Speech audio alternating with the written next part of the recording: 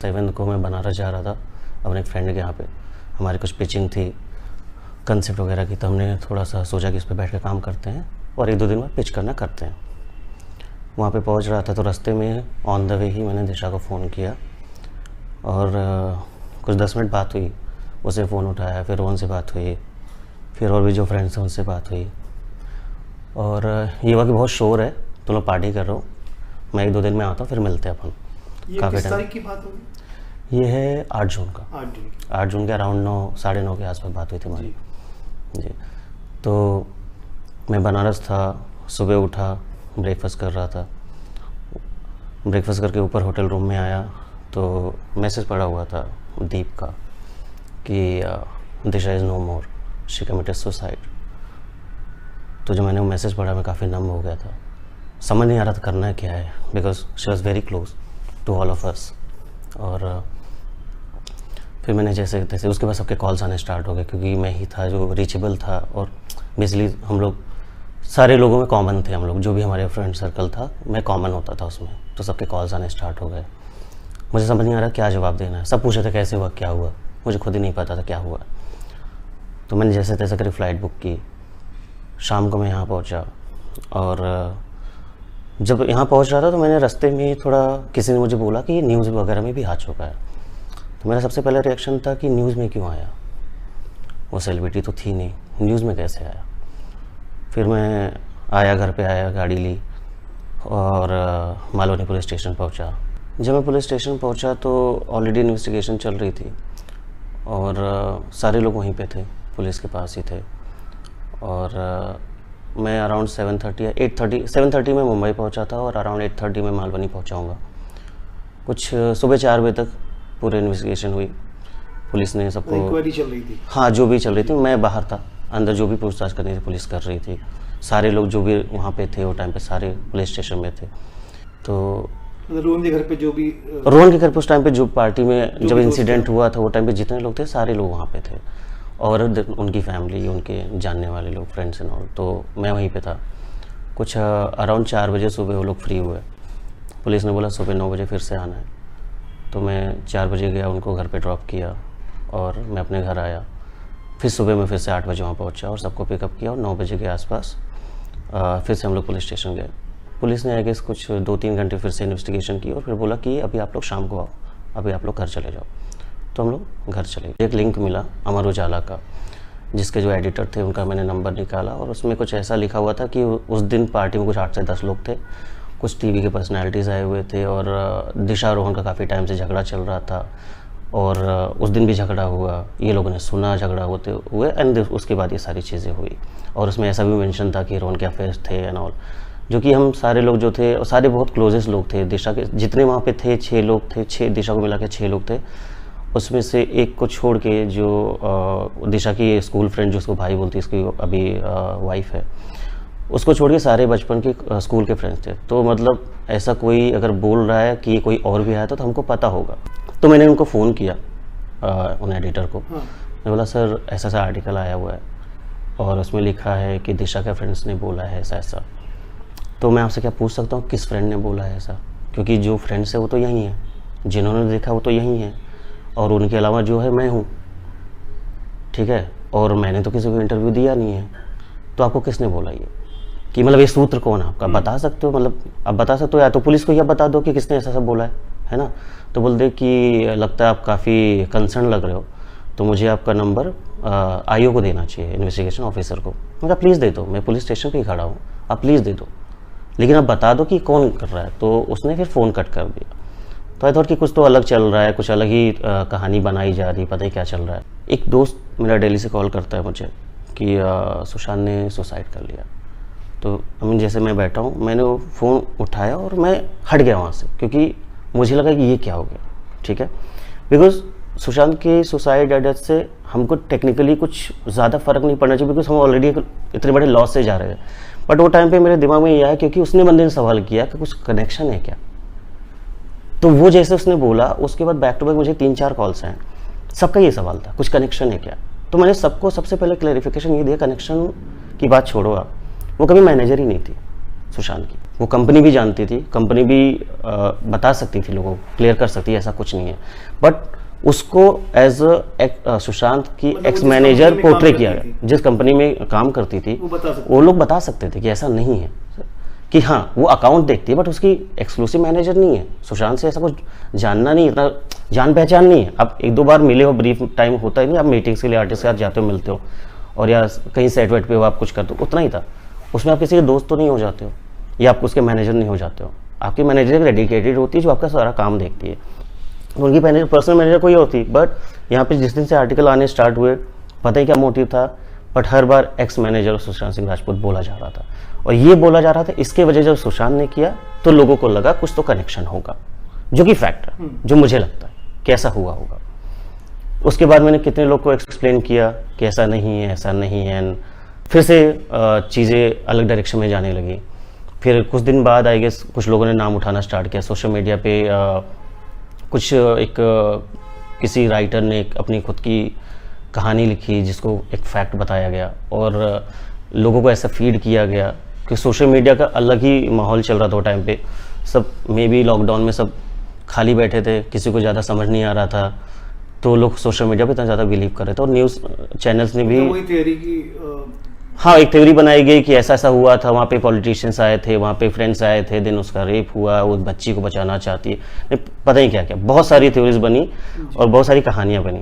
But हम लोगों ने बहुत ट्राई किया कि जो चीज़ें हो रही हो ना। देखिए जहाँ तक रोहन एंड संदीप का एंगल है कि संदीप और रोहन एक दूसरे जानते, तो ऐसा कुछ नहीं है, वो कभी मिले भी नहीं है। इनफैक्ट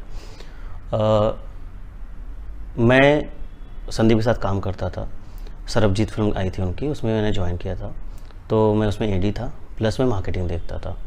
दिशा वो टाइम पे ऐश्वर्या को मैनेज करती थी, और जो आप पिक्चर की बात कर रहे हैं उस पिक्चर में मैं ही हूँ, और वो फ़ोटो मैंने ही पोस्ट की हुई थी अपने इंस्टाग्राम पे काफ़ी टाइम पहले। हमारे सर का बर्थडे था, उस बर्थडे पार्टी में जिसमें करली हेयर का बंदा है, वो एक फिल्म थी मोदी, उसमें एडी था, उसका नाम लक्ष्य है। तो उसको वो रोहन है ही नहीं, वो रोहन है ही नहीं सर। मतलब कोई भी एक बेवकूफ़ बंदा भी अगर उसको जूम करके देखेगा तो पता चल जाएगा बंदा दूसरा है कोई और, बिकॉज उसके करली हेयर, इसका मतलब नहीं कि हर करली हेयर वाला रोहन हो गया, है ना। तो पिक्चर मेरी पोस्ट की हुई थी, और मुझे पता उसमें कौन कौन लोग, उसमें रोहन था ही नहीं कभी, और रोहन है भी नहीं अगर आप ध्यान से देखोगे। तो टाइम्स नाउ ने मुझे अप्रोच किया और मैंने उनको इंटरव्यू दिया। उन्होंने पहले बोला कि हम वीडियो इंटरव्यू कर सकते हैं क्या। मैं बोला नहीं, मैं उस स्टेट में नहीं हूँ कि वीडियो इंटरव्यू कर पाऊँ, मैं टेलीफोनिक कर लेता हूँ सर।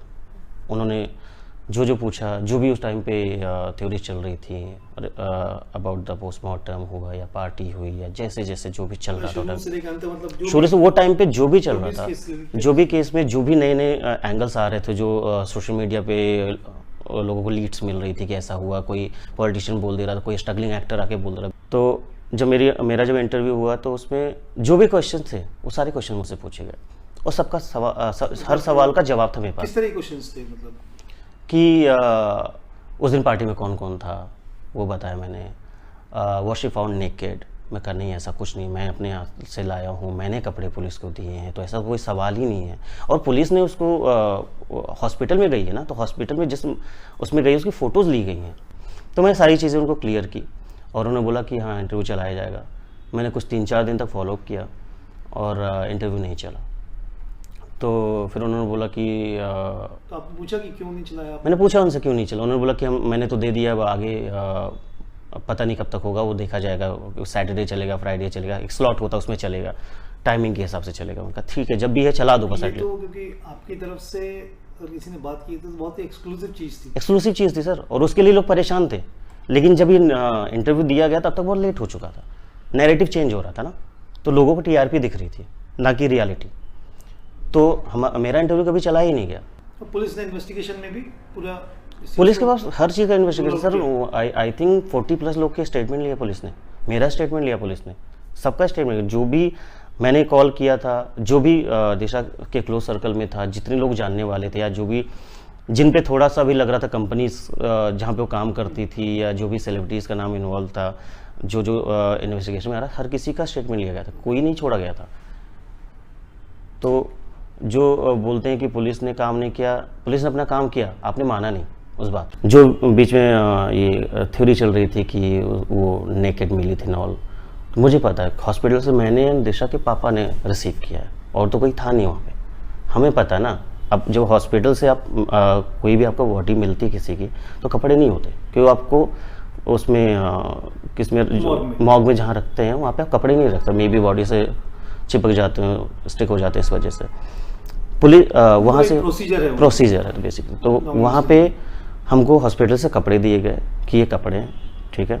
हमारे साथ एक पुलिस ऑफिसर गया हुआ था बॉडी रिसीव करने के लिए, वहाँ से आए हम लोग। कपड़े हॉस्पिटल वालों ने मुझे दिए, मैंने पुलिस ऑफिसर को दिए, सर ये कपड़े हैं, आप ले लो, आपको जो भी ज़रूरत है इन्वेस्टिगेशन के लिए। हमने कपड़े दे दिए, हम दिशा को ले गए, क्रेमेशन किया। अगर आप पीएम रिपोर्ट कहीं से निकाले हो तो आपको पढ़ना आना चाहिए ना, आप उसको चेंज क्यों करो, चीज़ों को बदल क्यों रहे हो आप? अगर सच है जो सच बता दो ना, जो इंजरी लिखी है, जो भी लिखा है उसमें अगर लिखा है कि उसका रेप नहीं हुआ है तो क्यों आप कर रहे हो? सिंपल सी बात है ना। अब जो फैक्ट्स तो उनको ट्विस्ट कर रहे थे लोग कि ऐसा नहीं है, ऐसा है, ऐसा नहीं है, ऐसा चीज़ें छुपाई जा रही हैं। क्यों छुपाई जाएंगी? जो चीज़ें हॉस्पिटल ने प्रोवाइड की हैं, जो पुलिस ने प्रोवाइड की, उस पर अगर हम डाउट करेंगे तो हम यकीन किस चीज़ पे करेंगे? मीडिया की ड्यूटी होती है कि वो सही न्यूज़ दिखाए, फैक्ट दिखाए। जब हम में से कोई उठ के इंटरव्यू दे रहा है तो मीडिया का रोल ये होना चाहिए कि वो चीज़ को बताया जाए। उसको जब मीडिया को बताया जा रहा है कि फैमिली किस तरह से अफेक्ट हो रही है, लोग अराउंड जो हैं वो कैसे अफेक्ट हो रहे हैं।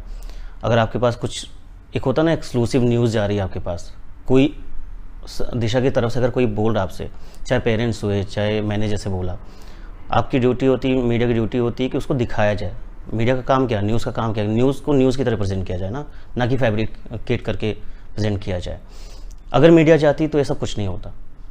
अगर टाइम से मीडिया चीज़ें समझ जाती या टाइम से जो इन्फॉर्मेशन दी गई थी मीडिया उसको पिक करके अगर वो मीडिया उसको चलाती तो नैरेटिव काफ़ी चेंज हो जाता है।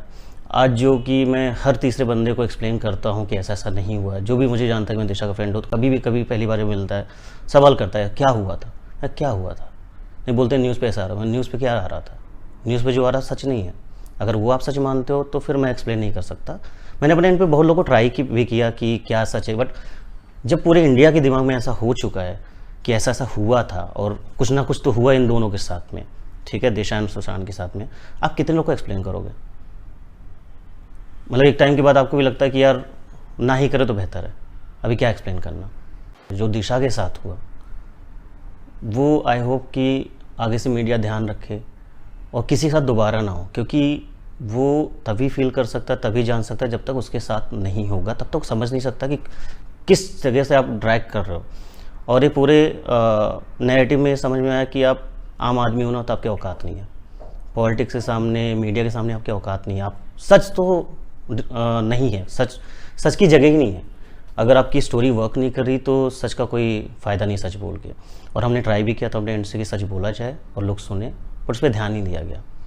तो आई होप कि आगे से जैसे हमारी दिशा के साथ हुआ और किसी के साथ ऐसा ना हो, एटलीस्ट मीडिया अवेयर हो जाए कि फैक्ट्स चेक करे, ना कि सोशल मीडिया फैक्ट्स पे जाए।